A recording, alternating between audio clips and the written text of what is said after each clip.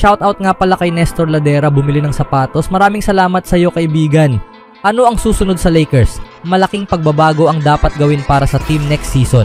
At Timberwolves, inaabangan na ang resulta ng Warriors at Rockets. Gustong sa bahay tapusin ng Golden State ang serye? Ngunit bago ang lahat, kung gusto nyo ng pangmatagalang basketball shoes, New Curry 12, mabibili lamang sa halagang $2,599. I-click lamang ang link sa comment section. Ipinakita na ng Los Angeles Lakers ang kanilang intensyon noon pang ika-8 ng Pebrero.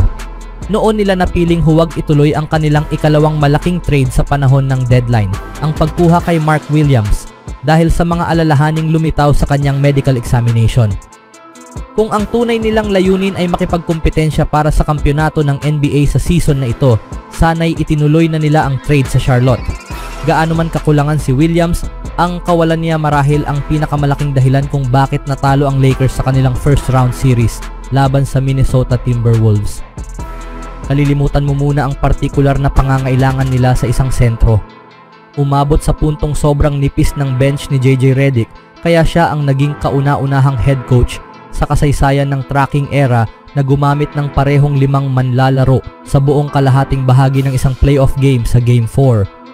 May 5 manlalaro siyang pinagkakatiwalaan, kaya iyon lang ang kanyang ginamit. Kailangan lang niya talaga ng isa pang maaasahan at magagamit na manlalaro. Alam ng Lakers kung gaano kanipis ang kanilang roster noon pang Pebrero. Kaya nga minadali nila ang pagsungkit kay Williams sa simula. Ngunit pinilit silang pumili dahil sa kanyang isyong medical. Nagtapos na ang deadline. Wala na silang ibang paraan para makakuha ng impact player. Maaari silang kunin si Williams, sumugal para sa kasalukuyan at balewalain muna ang kinabukasan. O maaari nilang isang tabi ang season na ito, ipunin ang kanilang assets at subukang muli sa susunod. Kailangan nilang pumili ng prioridad, ang kasalukuyan o ang hinaharap. Natakpan ang desisyong iyon ng kanilang maagang tagumpay kasama si Luka Doncic. Sa isang sandali, tila kayang makapasok ng malayo ng Lakers sa playoffs nang hindi isinusuko ang mga asset na kakailanganin nila sa offseason. Ngunit ipinaalala sa atin ng Timberwolves kung bakit iyon ay hindi kailanman makatotohanan. Ang regular season ay tungkol sa lakas at ang playoffs ay tungkol sa mga kahinaan. Ang muling pagsasaayos ng buong roster sa Pebrero ay halos imposible kung gusto mong matakpan ang mga kahinaan sa oras na dumating ang Abril at Mayo. Maaring nagawa iyon ng Lakers kung pinili nila ang kasalukuyan, pero hindi nila ginawa. Hayagan nilang pinili ang hinaharap. Ngayon, narito na ang hinaharap na yon. Hindi naman nanalo ang Lakers sa 2025 championship, ngunit mayroon silang pundasyon ng isang kuponang maaaring makamit iyon sa susunod na season. Mayroon silang isa sa pinakamahusay na manlalaro sa NBA ngayon kay Doncic at isa sa pinakamahusay sa kasaysayan ng NBA kay LeBron James. Iyan na ang mahirap na bahagi. May mga stars na sila, maaaring mayroon pa silang ikatlong star kay Austin Reeves. Ang kulang sa kanila ay ang uri ng versatility at lalim na siyang nagpanalo sa Minnesota sa seryeng ito. Iyan ang kanilang pagtutuunan ng pansin sa susunod na ilang buwan. Ano ang meron sila at ano ang kailangan nila? Sa ngayon may higit $121.2 million guaranteed salary for Lakers para sa 9 na manlalaro sa susunod na season.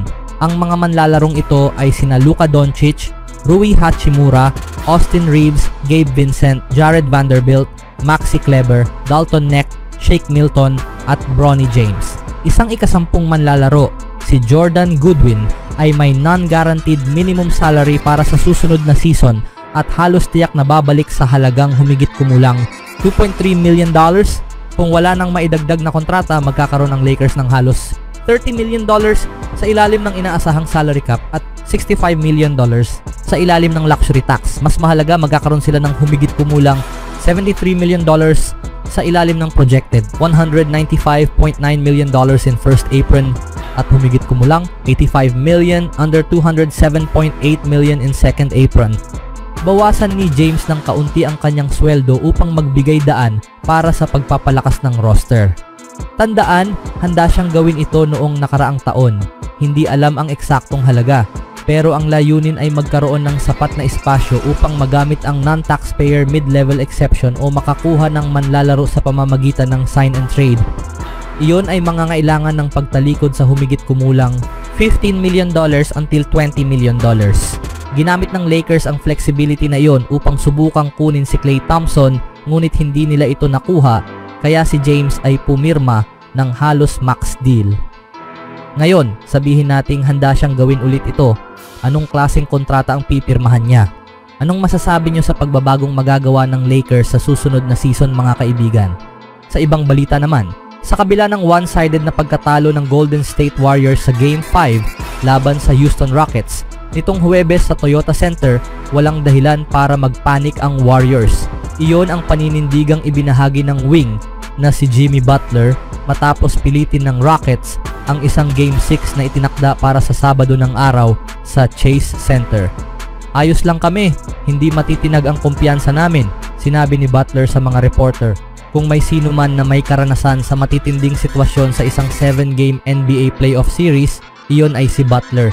Noong 2023 Eastern Conference Finals, sina Butler at ang Miami Heat ay nawala ang tatlong sunod na panalo na may 3-0 series lead laban sa Boston Celtics. Sa huli nakaligtas ang Heat sa kahihiyan matapos nilang manalo sa Game 7. Isang taon bago iyon, noong ika-11 ng Mayo, year 2022, tinalo ang Warriors ng Memphis Grizzlies sa Game 5 ng kanilang second round series. Natalo sila ng 39 na puntos. Bumawi ang Golden State at nanalo sa Game 6 upang silyuhan ang serye. Bagamat natalo ang Golden State ng 15 puntos laban sa Rockets, si Butler at ang kanyang team ay naibaba sa 31 puntos ang kanilang kalamangan bago nakabawi ang bench ng Warriors sa ikalawang kalahati ng laro. Ang mga pagkakatulad sa karanasan ng Warriors noon at ng naranasan ni Butler sa nakaraang mga taon ay kapansin-pansin, ngunit tiwala ang 6 na beses na NBA All-Star na kaya nilang tapusin ang seryeng ito sa Sabado. Mas maganda ang magiging simula namin, dagdag ni Butler. Mas magiging maayos ang buong laro namin dahil alam naming gaano kami kagaling bilang isang unit. Alam naming gaano kagagaling ang mga manlalaro namin bilang mga individual. Kaya bilang mga starters, kailangan naming umpisahan ito ng maayos at alam naming magagawa namin iyon. Ayos lang kami. Si Butler na nag-shoot ng 2 sa 10 sa kabuuan at mintis ang lahat ng 3 niyang 3-point attempts nitong Huwebes, kailangan niyang gumanap ng mas mahusay upang maisara ang seryeng naging puno ng tensyon sa pagbabalik nila sa Bay Area.